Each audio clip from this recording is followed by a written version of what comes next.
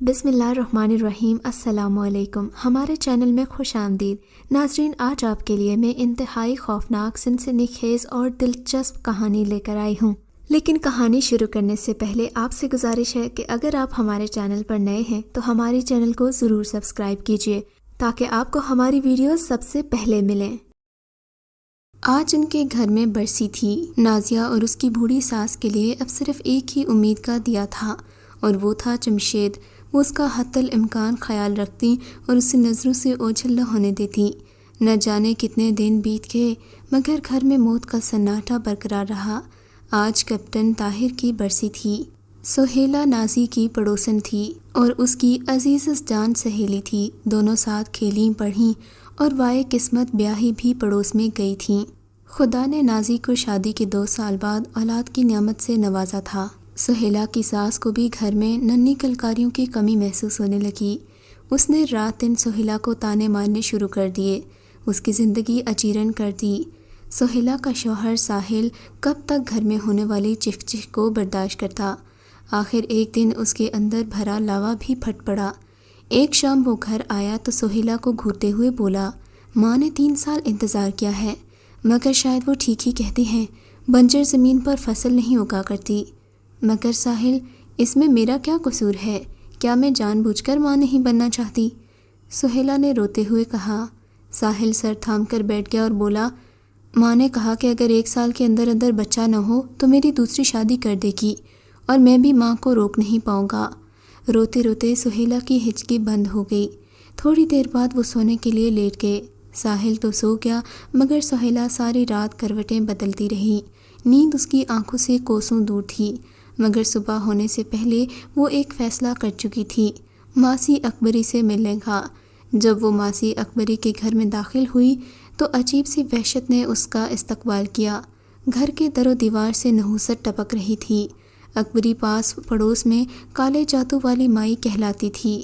ویسے تو سہیلا بہت ڈرپوک تھی، مگر اولاد کی چاہ نے اسے شاید بہادر بنا دیا تھا، اور شاید اسی لیے وہ اس گھر میں آ گئی تھی۔ 2 کمروں کا یہ تاریک سا گھر اجاڑ سا تھا۔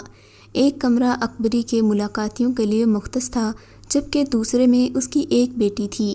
سہیلا کمرے میں داخل ہوئی تو اکبری کی بیٹی کی جگہ ایک ایسی لڑکی لیٹی تھی جس کی آنکھوں سے خون ٹپک رہا تھا، ہاتھ پاؤں مڑے ہوئے تھے۔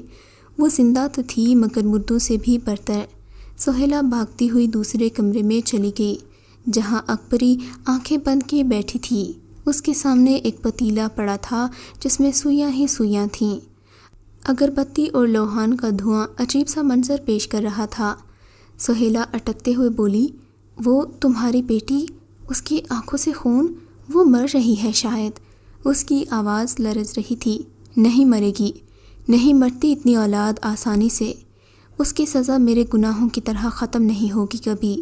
اکبری کی بھدی آواز گونجی تھی، مگر اسے ہوا کیا ہے؟ سہیلا کی آنکھوں میں ابھی تک کچھ دیر پہلے والا منظر گھوم رہا تھا۔ کالا جادو سیکھنے کی خواہش میں چلے کیا کرتی تھی، قبرستانوں میں، ویران مکانات میں گئی اور بہت کچھ حاصل کر لیا، مگر اپنا خاندان کھو بیٹھی، کیونکہ جنات صرف میرے تابع تھے، قربانی چاہتے تھے اور میرے گھر والوں کے مخالف تھے۔ اس صورت میں مجھے ان کو رکھنا تھا یا پھر گھر والوں کو رکھنا تھا؟ میں نے جنات کو ترجیح دی۔ کرم جلی بھاگ ہی ایسے تھے میرے۔ پھر 1 ہفتے میں شوہر کی لاش ملی، ایسے کہ وہ پنکھے پر لٹک رہا تھا۔ اگلی صبح اٹھی تو بیٹے کی لاش بستر پر خون میں لت پت پڑی تھی، اور بیٹی کا حال تمہاری آنکھوں کے سامنے ہے۔ جنات کے ذریعے دولت حاصل کرنے کا ایک جنون تھا جو مجھے لے ڈوبا۔ یہ کہتے ہوئے اکبری کی آنکھوں میں چھپی نمی سہیلا سے چھپی نہ رہی۔ اس کا حال دیکھ کر وہ یہ سوچنے پر مجبور ہو گئی کہ کہیں وہ غلط فیصلہ تو نہیں کر رہی، مگر پھر اسے شوہر کی باتیں یاد آنے لگیں۔ نہیں، میں اولاد کا حصول کر کے ہی جاؤں گی۔ وہ دل ہی دل میں پختہ عہد کر کے بولی، میری طاقتیں بتا رہی ہیں کہ تو اولاد کے لیے آئی ہے اور عمل جانے بغیر نہیں ٹلے گی۔ چل اس ڈبے میں 3000 ڈال دے۔ مائی اکبری بھی حال میں واپس آ چکی تھی۔ مگر دیکھ، راستہ بہت کٹھن ہے، گزر پائے گی تو اس آگ بھرے راستے سے؟ سوچ لے، عمل کی خرابی تجھے لے ڈوبے گی۔ اکبری اسے سمجھانا تو چاہ رہی تھی، مگر جب سمجھنے کو تیار نہ ہو کوئی تو پھر اگلا بندہ بھی کیا کر سکتا ہے؟ میں اپنی سوچوں کو فنا کر کے تمہارے پاس آئی ہوں۔ اٹل فیصلہ سہیلا کی آنکھوں سے چھلک رہا تھا۔ اکبری وظیفہ اور عمل اس کو سمجھانے لگی۔ اس عمل میں جو غور طلب بات یہ تھی وہ یہ کہ کسی 2 سے 3 سال کے بچے کا حصول تھا جو سہیلا یا اس کے شوہر کے لیے ممکن تھا۔ گھر آ کر اس نے ساحل سے بھی اکبری کے بتائے ہوئے چلے کی بات کی۔ ساحل جو کہ پہلے ہی ماں کی دھمکیوں اور تانوں سے پریشان تھا، عمل کرنے کے لیے مان گیا، کیونکہ پیار تو وہ سہیلا سے بہت کرتا تھا اور اسے کھونا نہیں چاہتا تھا۔ محلے کے چیدہ لوگ ان کے گھر میں جمع تھے۔ سہیلا بھی وہاں موجود تھی۔ نازی کی آنکھوں میں آج پھر آنسو چمک رہے تھے۔ سہیلا نازی کو تسلیاں دے رہی تھی۔ نازی اپنی غمگسار سہیلی کے سامنے بیٹھی تھی۔ سہیلا اپنی سوچوں میں ہی مگن تھی کہ بچے کا انتظام کیسے کیا جائے۔ اچانک اس کی نظر جمشید پر پڑی۔ ہاں، یہ وہی بچہ ہے جس کی مجھے تلاش تھی۔ اس لمحے کو وہ بھول چکی تھی۔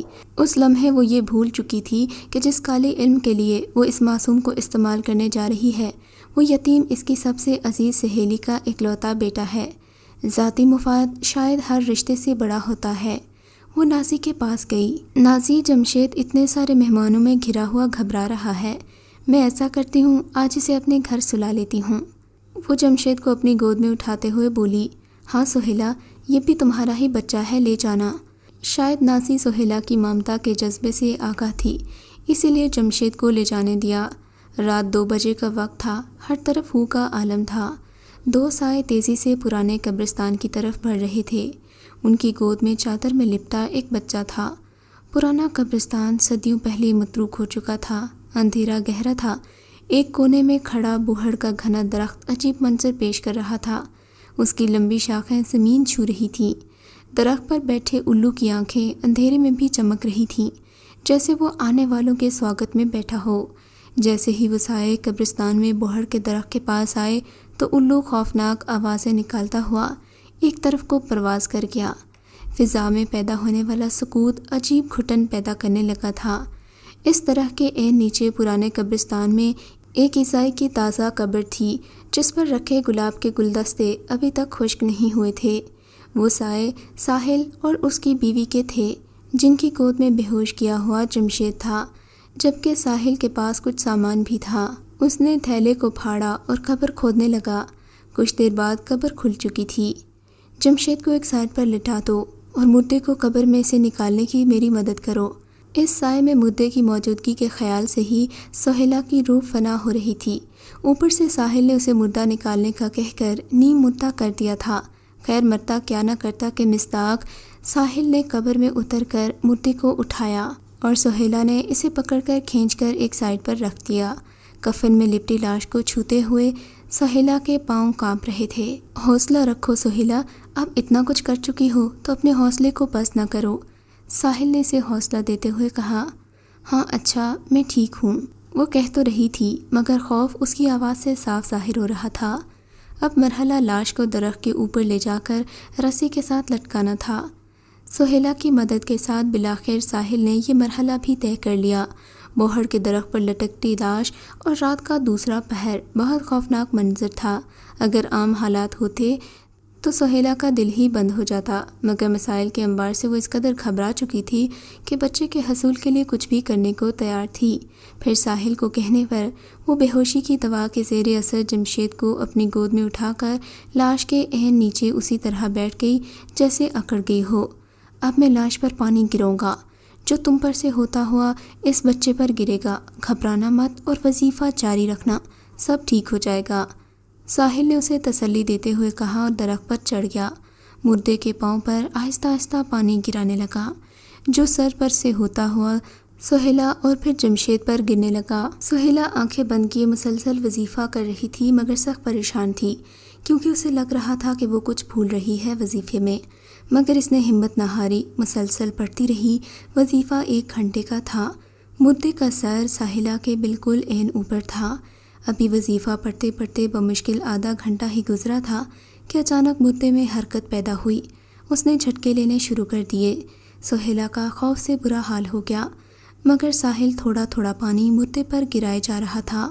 اچانک پانی کی جگہ خون ساحلہ پر گرنے لگا۔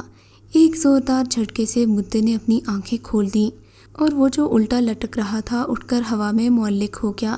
ساحلہ بت بن گئی اور اس کا سانس وہیں کا وہیں اٹک گیا۔ ساحل نے وحشت زدہ سی چیخ ماری اور درخت سے نیچے آیا۔ اٹھو ساحلہ، بھاگو یہاں سے، یہ ہمیں زندہ نہیں چھوڑے گا اگر ہم یہاں رہے تو۔ جیسے ہی سہیلہ اٹھی جنید اس کی گود سے زمین پر گر گیا، مگر وہاں ہوش کسے تھا۔ دونوں وہاں سے گاؤں کی طرف بھاگے، مگر ان کے کانوں میں اب تک لاش کے خوفناک کہکہے گونج رہے تھے۔ جمشید تو وہیں رہ گیا تھا۔ یہ سب کیا تھا ساحل؟ کیا ہو گیا یہ سب؟ وہ رونے لگی۔ اب میں اپنی دوست کو کیا جواب دوں گی کہ جمشید کہاں گیا؟ سہیلہ تڑپ اٹھی تھی۔ ہم نے تو سوچا تھا کہ بچے کو گود میں رکھ کر نہلا دیں گے، وظیفہ اور عمل بھی پورا ہو جائے گا اور جمشید کو بھی واپس کر دیں گے، مگر یہ تو عمل ہی الٹا ہو گیا۔ اب ہم کیا کریں؟ ساحل بھی پریشان ہو گیا۔ صبح گاؤں کے لوگوں کو ساری بات بتا کر وہاں لے جائیں گے، شاید جمشید زندہ ہو، ساحل نے گھبرائے ہوئے لہجے میں کہا، جس میں پریشانی واضح تھی۔ صبح اٹھ کر وہ کتنی ہی دیر ایک دوسرے کو دیکھتے رہے، حوصلہ نہیں تھا کہ نازی کا سامنا کرتے۔ آخر سہیلہ اٹھی اور ساحل کا ہاتھ تھام کر بولی، ہمیں سب کچھ بتا دینا چاہیے۔ دونوں بوکھلائے ہوئے نازی کے گھر کی طرف بڑھ رہے تھے۔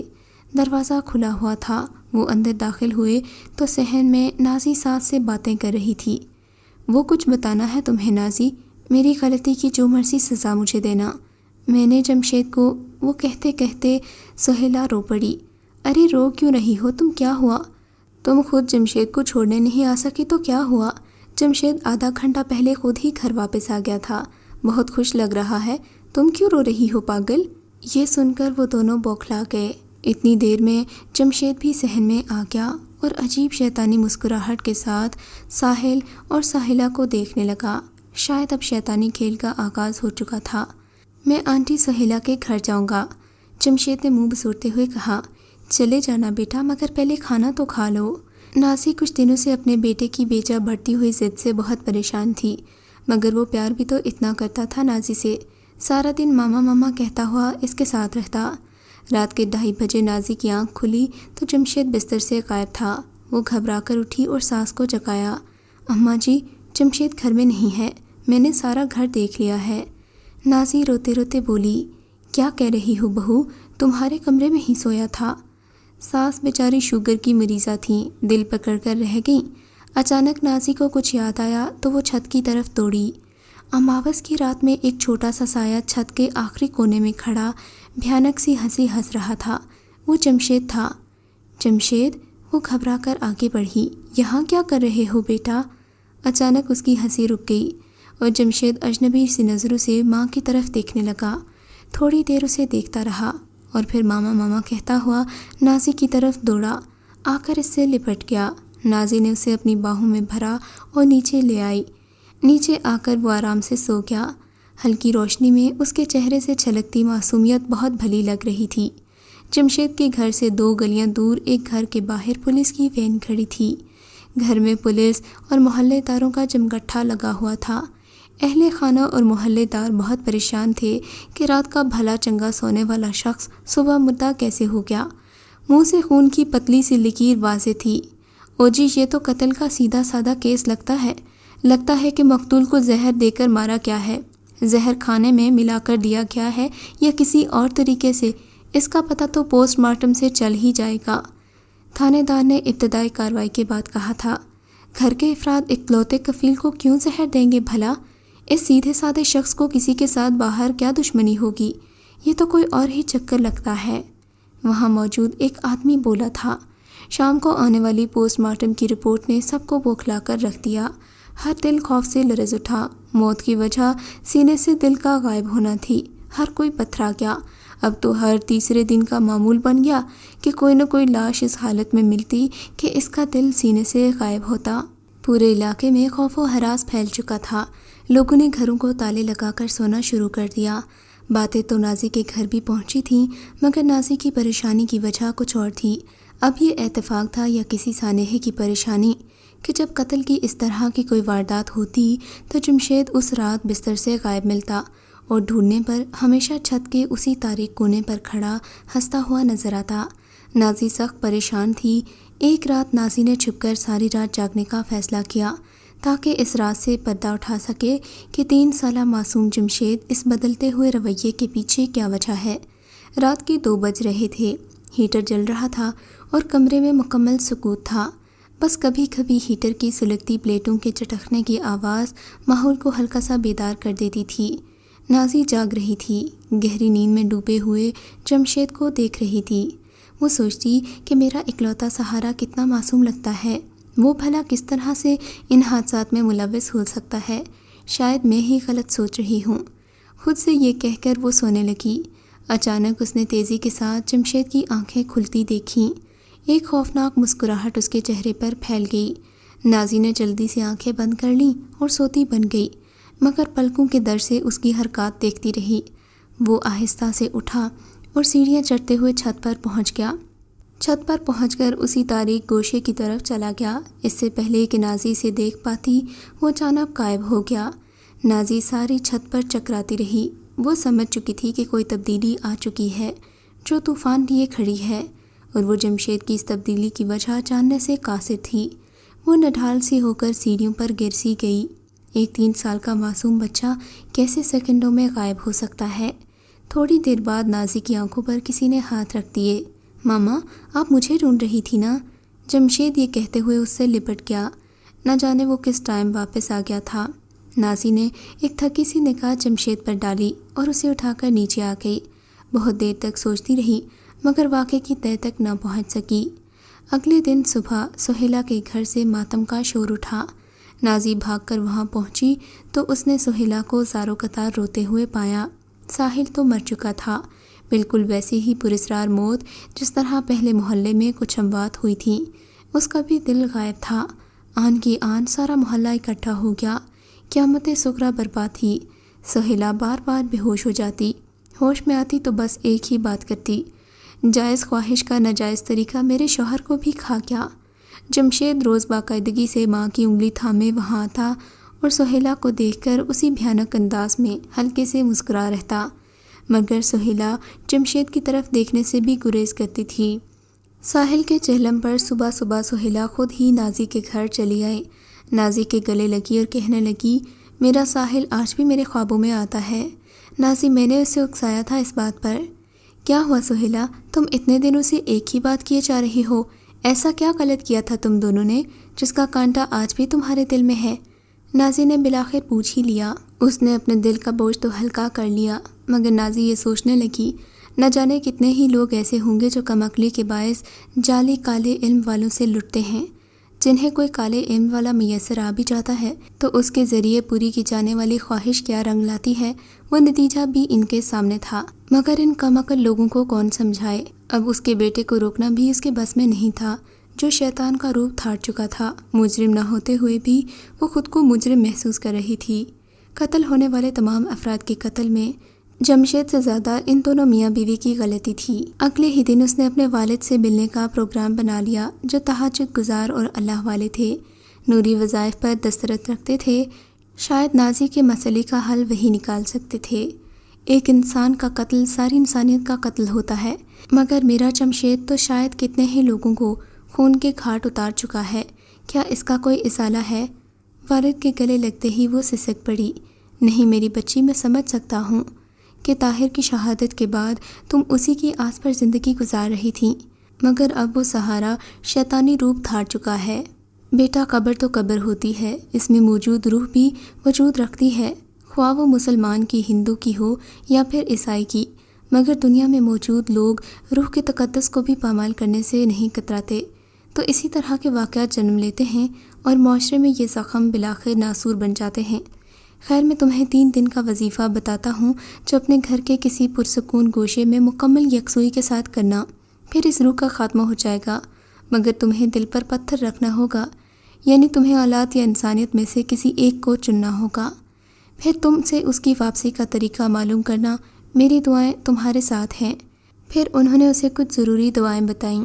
گھر آ کر نازی نے سب سے پہلا کام تو یہ کیا کہ سارے محلے کے گھروں میں پیغام بھیجا، آفت سے بچنے کے لیے اپنے گھروں کے دروازوں پر آیت الکرسی لٹکا دیں، تاکہ جو چیز لوگوں کو قتل کرتی ہے بابرکت کلام کے باعث گھر میں داخل نہ ہو سکے۔ رات کو وہ وظیفہ کرنے بیٹھی تو رات کے 12 بج چکے تھے۔ نازی کی ساس تو سو چکی تھیں، مگر جمشید نہیں سو رہا تھا، وہ بہت مضطرب لگ رہا تھا۔ نازی اسے اپنے کمرے میں چھوڑ کر اٹھی اور باہر حصار بنا کر وظیفہ پڑھنے میں مشغول ہو گئی۔ تھوڑی دیر بعد جمشید آ کر حصار کے سامنے کھڑا ہو گیا۔ آج اس کی آنکھوں سے غصہ چھلک رہا تھا۔ بدلی ہوئی آواز میں بولا، تم ماں ہو اس بچے کی جس کے جسم پر میں قابض ہوں، اور ماں کی تو میں قدر کرتا ہوں۔ تمہارے لیے بہتر ہے کہ وظیفہ چھوڑ دو، ورنہ تمہارے بیٹے کو بہت اذیت سہنا پڑے گی۔ نازی آنکھیں کھولے اس کے بدلے ہوئے لہجے کو سن رہی تھی، مگر وظیفے میں مصروف رہی۔ اچانک جمشید کی ہیبت بدلنے لگی۔ چھوٹی چھوٹی ٹانگیں اور اس کے دھڑ نارمل انسان کی طرح کے نقوش تو انسانی تھے، مگر اس میں وحشت بھری ہوئی تھی۔ نازی لرز گئی تھی۔ پھر دیکھتے ہی دیکھتے وہ واپس جمشید بن گیا اور اڑتا ہوا دیوار پر جا لگا۔ اس کا سر پھٹ گیا۔ وہ زور زور سے رو رہا تھا۔ پھر یکا یک اس کے بازوں کی جلد ادھڑنا شروع ہو گئی، گوشت لٹک گیا اور صرف بازوں کی ہڈیاں رہ گئیں۔ جمشید اذیت سے چلا رہا تھا۔ اچانک نازی کی ساس شور سن کر کمرے سے باہر نکلی تو وہ اڑا اور اپنا نوکیلا ہاتھ ساس کے منہ میں ڈال کر دل نکال لیا۔ وہ بیچاری ہکا بکا سی موت کے آغوش میں چلی گئی۔ نازی اسے بچانے کے لیے حصار سے نکلنے لگی تو اسے یاد آ گیا کہ اگر وہ وظیفہ ادھورا چھوڑ دے گی تو اس کا مقصد ہی ختم ہو جائے گا، اور پھر یہ خونخوار نہ جانے کتنے لوگوں کی جان لے لے گا۔ یہ سوچ کر وہ پھر سے وظیفہ پڑھنے میں مصروف ہو گئی، مگر اس بار آنکھوں سے بہتا پانی روکنا اس کے اختیار میں نہیں تھا۔ اگلے دن ان کے گھر سے بھی ایک اور جنازہ اٹھا، مگر فرق صرف اتنا تھا کہ اب نازی گنہگار کو جانتی تھی اور اسے کیفر کردار تک پہنچانے کا مصمم ارادہ کر چکی تھی۔ آج تیسری رات تھی۔ رات 12 بجے کے بعد حسب معمول جب نازی نے وظیفہ پڑھنا شروع کر دیا تو جمشید پھر اس کے سامنے آ کر بیٹھ گیا۔ تھوڑی دیر بعد بولا، ماما آپ یہ سب نہ کرو نا، مجھے بہت تکلیف ہوتی ہے۔ میرے بازو دیکھو، مجھے بہت درد ہوتا ہے جب آپ کچھ پڑھنے لگتی ہو۔ اس نے اپنے چھوٹے چھوٹے بازو پھیلائے تو ان پر لگے زخم نازی کو تڑپانے لگے، مگر وہ بددستور وظیفے میں مشغول رہی۔ تھوڑی دیر بعد وظیفے کا دورانیہ ختم ہوا تو ہر طرف سکوت چھا گیا۔ اجنبی بدروح اب غلام بن چکی تھی۔ مبارک ہو ایک ایسی روح پر قبضہ کرنے کے لیے جو بیک وقت ظالم بھی تھی اور مظلوم بھی۔ جمشید کے منہ سے آواز نکلی، دیکھو میں صرف تمہاری پرامن واپسی چاہتی ہوں، بس مجھے اس کا طریقہ سمجھا دو۔ نازی نے اسے مطلع کر پہلا سوال یہی کیا تھا، میری واپسی اس جسم کے خاتمے پر مشروط ہے کہ جس میں میری روح مقید ہے، میں اپنی مرضی سے اس جسم کو اب نہیں چھوڑ سکتا اور نہ ہی اس معصوم کا خاتمہ چاہتا ہوں۔ یہ تم کیا کہہ رہے ہو؟ کیا اس معصوم کی اذیت یہاں تک کافی نہیں جو تمہارے ہاتھوں وہ پہلے ہی اٹھا چکا ہے؟ نازی پھنکارتے ہوئے بولی، قدرت کے اصولوں کو جب توڑنے کی کوشش کی جائے تو ان کی سزا تو بھگتنا ہی ہوگی۔ نازی کے وجود میں آندھیاں چل رہی تھیں۔ اس سے اب اس موڑ پر انسانیت یا اولاد میں سے کوئی چیز چننا تھی۔ جمشید اس کا آخری سہارا اور جینے کی آخری امید تھا، مگر دنیا کے لیے اس کی موجودگی ایک قہر تھا۔ بالآخر اس نے ایک فیصلہ کر لیا۔ نازی کی آنکھیں اب پتھرا چکی تھیں۔ وہ اٹھی اور چلتی ہوئی کچن میں گئی۔ دودھ کے گلاس میں کنائل کی گولیاں ملا کر خون برساتی بھیگی اداس آنکھوں کے ساتھ لے آئی۔ وہ گلاس جمشید کے سامنے رکھ دیا۔ جمشید نے ایک زخمی سی نگاہ ماں پر ڈالی اور سارا دودھ پی گیا۔ جمشید اور اجنبی روح کا خاتمہ نازی کے سامنے تھا۔ ماما میرا کیا قصور تھا؟ ساحلہ آنٹی کی خواہش، لاش کی بے حرمتی اور پھر اس کا بدلہ، میں کہاں غلط تھا؟ مجھے میرا قصور بتا دے ماما، میں ہنستے ہنستے مر جاؤں گا۔ بولتے بولتے جمشید کے دائیں ہونٹ کے کنارے سے خون کی ہلکی سی نکیر نکلی۔ حالات نے اسے وقت سے پہلے بڑا کر دیا تھا، یا جمشید کی روح کے لیے اپنی بے بسی اور لاچاری کا اظہار کر رہی تھی۔ ماما مجھے غم اس بات کا نہیں ہے کہ میں مر رہا ہوں، مجھے غم اس بات کا ہے کہ میں شہید کا بیٹا اور عظیم ماں کی اولاد ہوں۔ اچھا ماما، پاپا مجھے لینے آ گئے ہوں گے۔ آج بھی شام نگر کی گلیوں میں ایک شہید کی بیوہ اور ایک عظیم ماں پھرتی نظر آئے گی جو ہوش و حواس سے بیگانہ ہے، مگر اس کی قربانی سے اس کے ماں باپ اور ساحلہ کے علاوہ کوئی بھی واقف نہیں ہے۔ اگر آپ کو یہ کہانی اچھی لگی ہے تو اس ویڈیو کو لائک کیجیے اور اس طرح کی مزید ویڈیوز دیکھنے کے لیے ہمارے چینل کو سبسکرائب کیجیے اور ہاں، اگر آپ کی کسی دوست، رشتہ دار یا بہن کے ساتھ خدا نہ کرے ایسا کوئی واقعہ پیش آیا ہے تو ہمیں کامنٹ سیکشن میں اس کے بارے میں ضرور بتائیے۔